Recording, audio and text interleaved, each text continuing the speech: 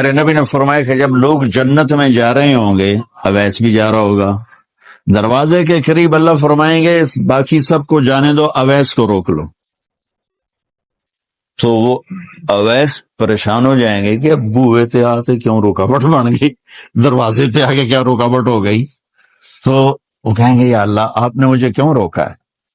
تو اللہ تعالیٰ فرمائیں گے پیچھے دیکھو، پیچھے دیکھیں گے تو جہنم کے لوگ کھڑے ہوں گے، مجرم۔ کہیں گے اویس تو نے مجھے خوش کیا ماں کی خدمت کر، کیا کہا؟ ماں کی خدمت کر کے۔ جو بیچاری مائیں ذلیل ہو رہی ہیں، یہاں زیادہ ہوتی ہیں، پاکستان میں کم ہوتی، پر ہوتی وہاں بھی ہیں۔ اسی سفر میں کتنی ماؤں کے اتنے پرچے آئے کہ میرا بیٹا شراب پیتا اور پھر مجھے گالیاں نکالتا۔ بھر گئے میری جیبیں پرچوں سے، کیونکہ مستورات بھی بیان میں آتی تھی، تو کوئی ہر بیان میں کوئی نہ کوئی پرچہ آیا کہ میرا بچہ مجھے گالیاں نکالتا ہے، شراب پیتا ہے، زنا کرتا ہے، پھر مجھے گالیاں نکالتا ہے۔ تو یہاں زیادہ ذلیل ہے، ہمارے ہاں بھی کوئی کم ذلیل نہیں ہے۔ کوئی قسمت والی ماں ہے جس کو فرما بردار اولاد ملتی ہے، تو اللہ فرمائیں گے اویس تو نے مجھے بہت خوش کیا ماں کی خدمت۔ دیکھیے جہنم کے لوگ کھڑے ہیں، تو انگلی کا اشارہ کرتا جا، اللہ جدھر جدھر تیری انگلی کا اشارہ ہوگا ادھر ادھر لوگوں کو جہنم سے نکال کے جنت میں ڈال۔ آج میں تیری طفیل لاکھوں آدمیوں کو جنت میں پہنچاؤں۔ عدد ربیہ و مدر، لاکھوں کا لفظ نہیں آتا، ربیہ و مدر عرب کے دو قبیلے اپنی تعداد میں سب سے زیادہ تھے، تو اللہ تعالیٰ کہیں گے اویس آج تیری طفیل جتنا ربیہ اور مدر دو بڑے قبیلوں کے لوگ ہیں اتنے مجرم آج تیری طفیل جنت میں ڈال دوں۔ سبحان اللہ اکبر۔ شام میرے رب نے مقام بخشا کہ عمر اور علی سے کہا جا رہا ہے دعا کروانا، اور جنت کے دروازے پر کھڑا کر کے فرمایا جا رہا ہے پیچھے نظر دوڑا، دیکھ جتنے جہنم کے لوگ کھڑے ہیں، اشارہ کر تیرے طفیل آج ربیہ اور مضر کی تعداد کے برابر لوگوں کو جنت میں ڈالوں۔ ایک اور واقعہ بھی سنا، آپ نے فرمایا میں آج رات جنت میں گیا۔ ایک تو معراج ہے جو جاگتے ہوا، خواب میں تو بہت دفعہ ہوا، آج رات میں جنت میں گیا، میں نے آواز سنی قرآن کی تلاوت۔ میں نے پوچھا یہ کون تلاوت کر رہا ہے؟ ان کا جی یہ حارثہ بن نعمان ہے۔ تو آپ نے کہا حارثہ بن نعمان، وہ تو مدینے بیٹھا ہے۔ دیکھو آپ کو سنانے کے لیے مائک لگا ہوا ہے اوپر، تھوڑے سے لوگ آپ، اور حارثہ کی آواز جنت میں جا رہی ہے اور وہ مدینے بیٹھے ہوئے ہیں، 7 آسمان پار کر کے آواز جا رہی ہے۔ وہ کیسے پوری جنت میں اس کی آواز کیوں آ رہی ہے؟ کہ یا رسول اللہ انہوں نے ماں کی ایسی خدمت کی ہے کہ اللہ تعالیٰ نے خوش ہو کر کہا ہے حارثہ جب قرآن پڑھے ساری جنت کو سناؤ، ساری جنت کو سناؤ۔ اچھا کیسی خدمت کرتے تھے؟ ماں کی کیسی خدمت کرتے تھے؟ ان کے کپڑے بیوی سے نہیں دھلاتے تھے، خود دھوتے تھے۔ ہم لوگ اپنی بیویوں پہ ڈنڈا چڑھا کے کھڑے تھے، میری ماں دے کپڑے دو، میری ماں دی روٹی پکا، میری ماں نو چاہ بنا کے دے۔ آپ کی بیوی کے ذمے آپ کی ماں کی خدمت نہیں ہے، میرے ذمے میری ماں کی خدمت، میری بیوی کے ذمے میرے باپ کی خدمت نہیں ہے، میری ماں کی خدمت نہیں ہے، میری بہن بھائیوں کی خدمت نہیں ہے۔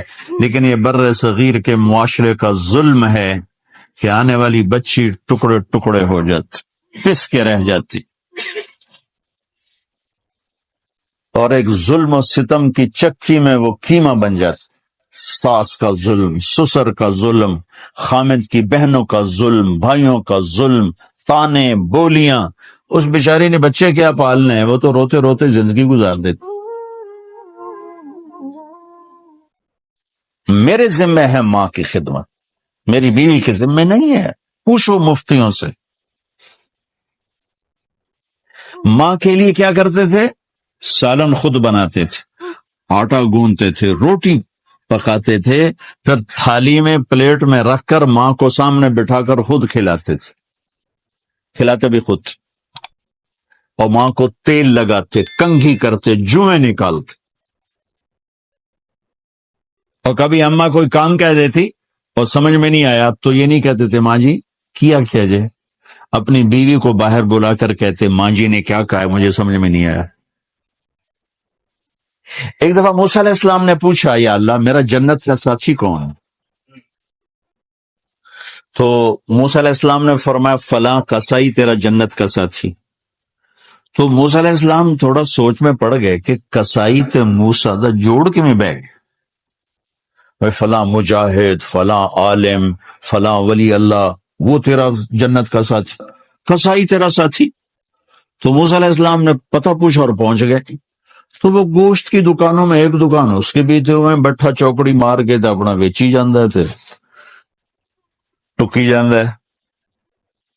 کوئی موسیٰ علیہ السلام کو اسپیشل چیز نظر نہیں آئی. جب شام کو وہ چلنے لگا، جب وہ اس کا گوشت ختم ہو گیا تو اس نے ایک ٹوٹا تھیلے میں ڈالا اور چل پڑا. موسیٰ علیہ السلام بھی ساتھ چل پڑے.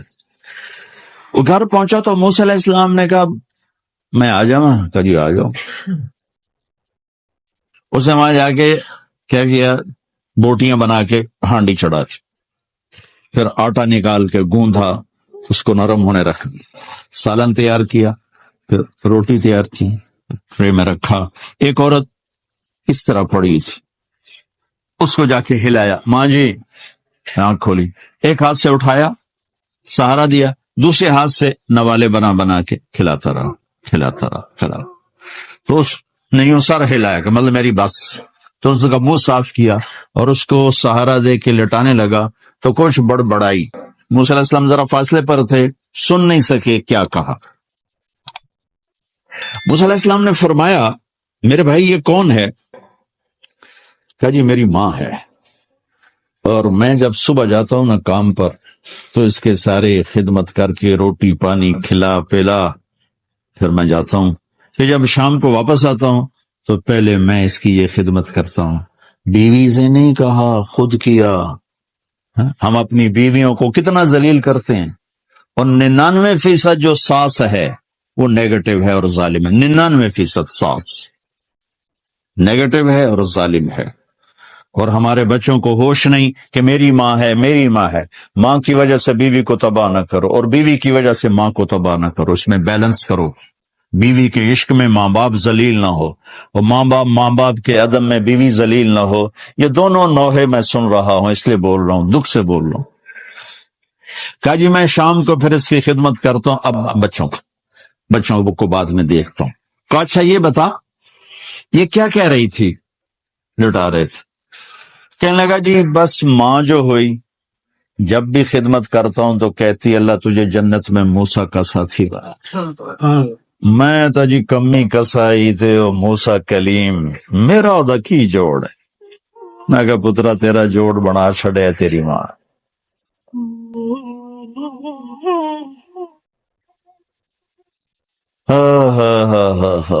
ماں باپ زندہ ہیں دعا لو، فوت ہو گئے ان کی قبروں پہ جایا کرو، وہاں بیٹھ کے قرآن پڑھا کرو. جو بچہ پڑھے گا وہ اتنا طاقتور ہو کے ماں باپ کو لگے گا. اگر وہ فوت ہو چکے ہیں، زندہ ہیں دعا لو، مر گئے ہیں ان کے لیے ان کی قبر پہ نہیں جا سکتے ہو، یہاں کی زندگی بہت تیز ہے، کبھی تو جایا کرو، کسی ویکنڈ پہ چلے جایا کرو، کسی اتوار پہ چلے جایا کرو، کسی ہفتے کو چلے جایا کرو، مہینے بعد 2 مہینے بعد، سال میں 1 دفعہ سے، کہ یہ ان کا حق ہے، ان کا حق ہے. اور